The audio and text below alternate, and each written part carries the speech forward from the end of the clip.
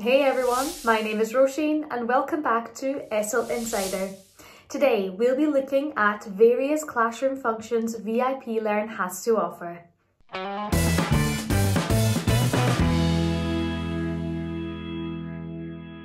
We'll get to know the essential toolkit so you can feel more comfortable and relaxed going into your classes. Of course, practice makes perfect, so don't be afraid to play around with these functions in the mock classroom. You'll be able to access the mock classroom via your VIPLearn dashboard.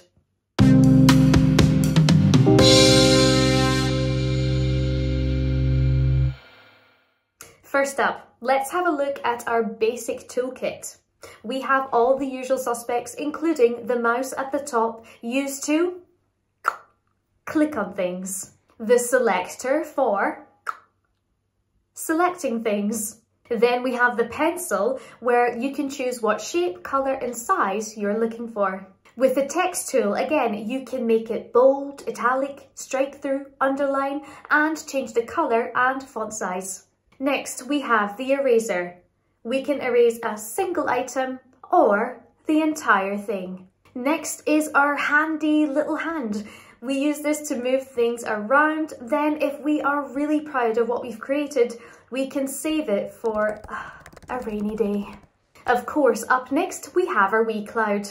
You can upload your materials, but if it fails to do so and you get into a bit of a pickle, then I highly recommend watching Kalina's tips on how to get out of said pickle.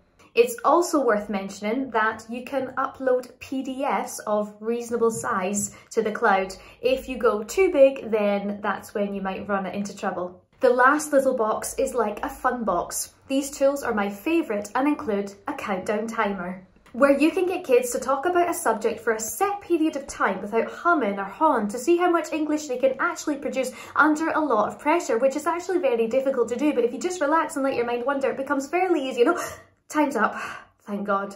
Next, the pop-up quiz. You can create your very own multiple choice questions for your students to answer. Then we have the laser pointer for pointing at things, which is really good for reading. And we have the whiteboard, which is already open. I don't recommend closing it, as you may not be able to get it back, which happened to me, so maybe don't touch it. And lastly, my all-time favourite is screen share. Make sure you open screen share in your mock class first to see if you have to change your privacy settings. Your computer should prompt you to do so and guide you in the right direction. Then you may close VIPLearn, reopen it and see if it works. You can share your entire screen or just a set window or even just a tab. It's entirely up to you. Screen share is excellent if you want to introduce the topic of your class with a short video, play games, or even as a backup when your material won't load.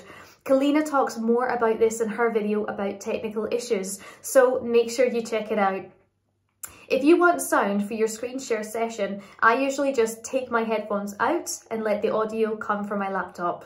And just one more thing, you can play around with your video box, the little rectangle where your face appears. Try dragging it onto the whiteboard where you can have a more intimate feel to your class. If your student isn't listening anymore, you can double click on your video box to make you huge and scary and grab their attention. And there we have it. Go on and get yourself into the mock classroom and play around with these functions. See what creative things you can do with each tool. Take care, have lots of fun, and I'll see you soon. Goodbye.